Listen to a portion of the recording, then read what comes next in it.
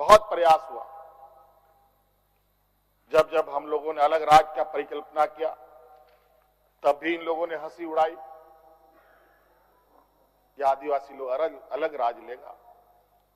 जब हम सत्ता में आए, आदिवासी सत्ता चला पाएगा, कुछ दिनों में गिर जाएगा। मैं हवाई जहाजों में चलता था अध्यक्ष महोदय, उसमें भी इनको तकलीफ। मैं 5 स्टार होटलों में रुकता था, उसमें भी इनको तकलीफ। मैं BMW कार में घूमता हूं, उसमें भी इनको तकलीफ।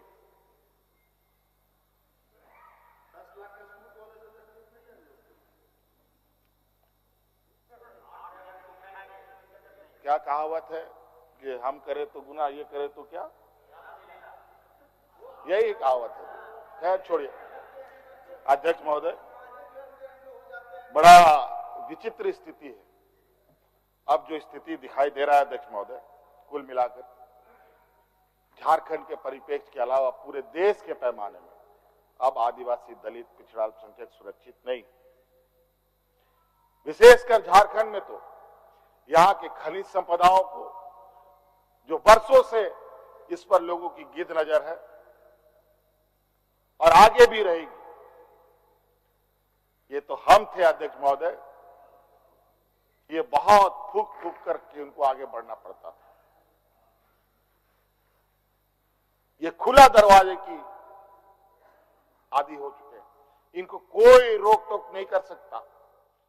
जो इनके सामने आएगा वो इसी तरीके के अंजाम से उसको गुजरना पड़ेगा। और इनको लगता है ऐसे अंजाम देने से झारखंड के लोग घबरा जाएंगे। ये आप लोगों की बहुत बड़ी भूल है, और इतनी बड़ी ये भूल होगी जो झारखंड का इतिहास आपको कभी माफ नहीं करेगा। अध्यक्ष महोदय,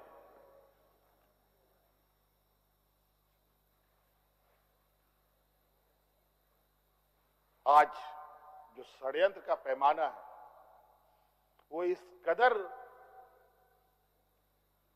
बड़े उसके जो दायरे बने हैं, कानून के अंदर रह करके गैर कानूनी काम करना कैसा हो, ये किसी से सीखना हो तो इन लोगों से सीखिए और इनके संस्थाओं से सीखिए। मैं तो कहता हूं, मैं फिर से कहता हूं कि आप लोग दस्तावेज लाइए सदन में, या आपने ईडी और सीबीआई को सपोर्ट कीजिए और कोर्ट में पेश करें।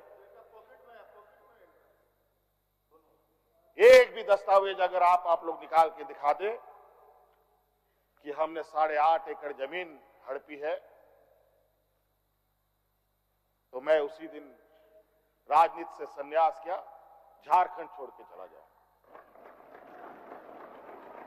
अब इनको नहीं मिला तो हमारे बीवी, बच्चों, परिवारजनों के खाता बही ढूंढने में लगे।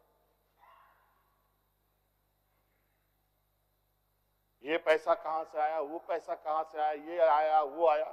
अध्यक्ष महोदय, असमानताएं देखिए इसी सदन के अंदर। जो सरकार के द्वारा उपलब्ध कराए जा रहे ऋण, जो यहाँ के आदिवासी विधायकों को कितने वर्षों के लिए मिलता है और गैर आदिवासियों को कितने सालों के लिए मिलता है।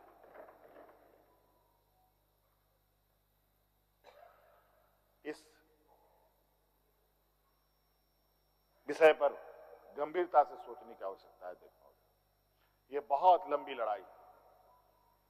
आज जिस तरीके से बड़ा मछली छोटा मछली को खा जाता है, सामाजिक व्यवस्था में भी यही कहानी है। एक बड़ी व्यवस्था छोटी व्यवस्था को खाने का हर बरकस प्रयास करती है।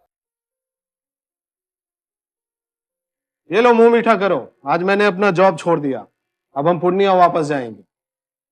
जॉब छोड़ दिया है? मतलब ये घर कैसे चलेगा, हम करेंगे क्या, और माँ बाबूजी क्या बोलेंगे? इसलिए मैं एक और मिठाई का डब्बा लाया। अपने बिजनेस के लिए लोन अप्रूव हो गया।